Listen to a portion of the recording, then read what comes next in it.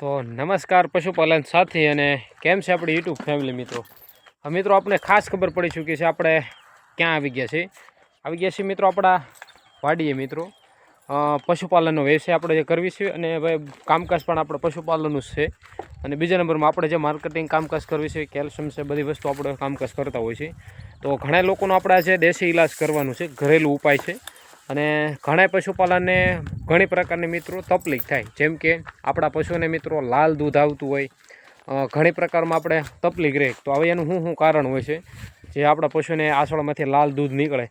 તો એની માટે મિત્રો આપણે ઘરેલું ઇલાજ અને ઘરેલું નુસ્ખો પણ છે. તો જો શરૂઆતમાં તમને વાત કરું મિત્રો, કોઈ પણ ગાય ભેંસ હોય, જો આપણે આ ભેંસ છે જાફરાબાદી ડોઝ છે, તમે જોઈ શકતા છો મિત્રો. આ ભેંસ છે આપણે તે જાફરાબાદી છે, તમે જોઈ શકો. તો હવે આ કોઈ પણ ભેંસ હોય એને લાલ દૂધ નીકળતું હોય, કોઈ પણ પશુપાલનની અંદર જો આપણા પાસે માલ છે તે તમે જોઈ શકતા છો.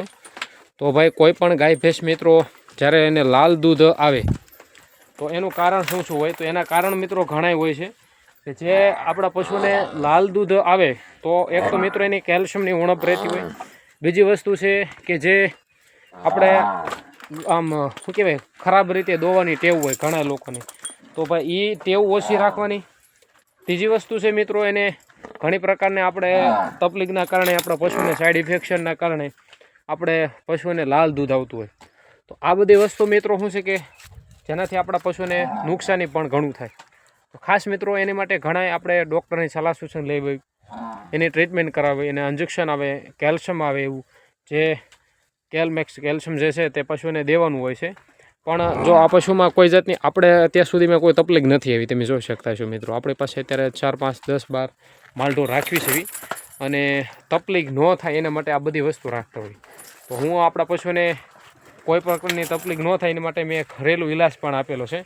તો જો આ રેગ્યુલર મિત્રો દેવાથી ઘણો ફાયદો રહે, પણ બને ત્યાં સુધી જે પશુને તકલીફ હોય એ જ ઉપરમાં આપણા પશુને આનો ઉપયોગ કરવાનો હોય છે. તો કોઈ આની સાઈડ ઇફેક્ટ નથી. અને તોય છતાં તમને કદાચ દેશી ઇલાજ ઉપર તમને રસ ઓછો હોય તો તમે ડૉક્ટરની સલાહ સૂચન પ્રમાણમાં પણ તમે ટ્રીટમેન્ટ કરી શકો છો, બરાબર. તો પહેલાં તમારા મિત્રો છે આપણે કોઈ પણ ગાય ભેંસને જ્યારે આસળમાંથી લાલ દૂધ આવતું હોય, ખાપરી થઈ જતી હોય, મસ્ટાશની તકલીફ હોય, તો પહેલાં ડૉક્ટરની સલાહ સૂચન લઈ લેવી. ખાસ મિત્રો નોટિસ કરી લેજો. નકર ઘણા લોકો કહે કે ભાઈ તમે વિડીયોમાં તો ઘણું આવું કહેતા, આમાં અમને કાંઈ સુધારો થયો નહીં. તો ભાઈ હું જે ઇલાજ આપું તે દેશી ઇલાજ હોય છે અને ઘરેલું ઇલાજ હોય છે, બરાબર. આજે અમારા જે પાડીએ જ્યારે અમે આવ્યું છે ફાર્મ હાઉસની અંદર, નાની એવું આપણું પશુપાલનનો વ્યવસાય કરવી છે. અમે આપણે દૂધાળા પશુ પણ છે અને ગાભણ પશુ પણ એટલા છે જે પશુને આપણે વ્યવસાય રીતે ઉપયોગ કરતા હોય મિત્રો.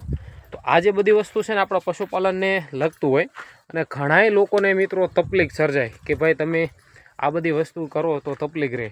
તો પહેલાં મિત્રો આપણે લઈ લેવાની છે, આપણે ડેટોલ આવે છે, ડેટોલ જે તેલ હોય છે મિત્રો એ લઈ લેવાની છે. હળદર છે અને આપણે મોરસ આવે છે, આ 3 વસ્તુ લઈ લેવાની. અને મિત્રો લીંબુ, બરાબર.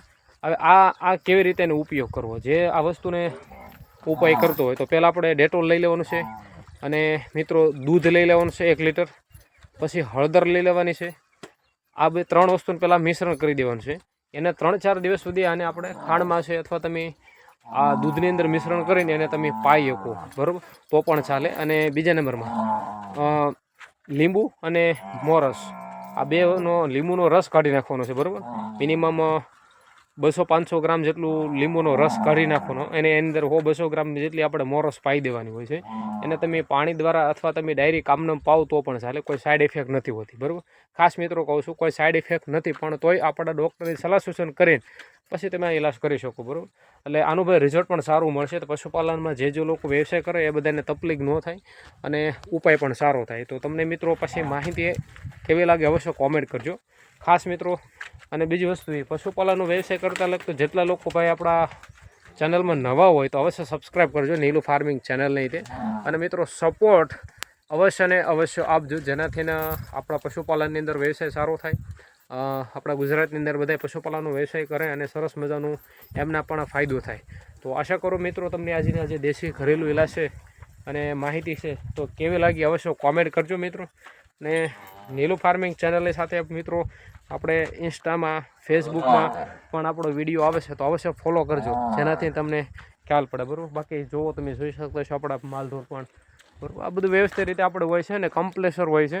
હું બધી વસ્તુ આપણા પશુનો ઉપયોગ કરતો હોઉં છું, એટલે આનું રિઝલ્ટ જોઈને આપણે એમ થાય કે આ પશુપાલનને લાયક છે, કેવા લાયક, તો આપણે કેવી પછી જેવા રિઝલ્ટ આવે આપણા પશુ પર હોય છે. અને બને ત્યાં સુધી તમને દેશી ઇલાજ ઉપર થોડોક રસ ઓછો હોય તો ભાઈ આપણે ડૉક્ટરની પણ સલાહ સૂચન તમે લઈ શકો છો. બરાબર, હાલો, આશા કરો આજનો તમને વિડીયો ગમે તો લાઇક ચેનલ સબસ્ક્રાઈબ કરી લેજો, અને નવા હોય તો અવશ્ય ફોલો કરતા જજો અને ભાઈ સપોર્ટ દેજો. બરાબર, મળીએ આપણે હવે સરસ મજાના નવા વિડીયોની સાથે, નવા જોશ અને જૂનની સાથે.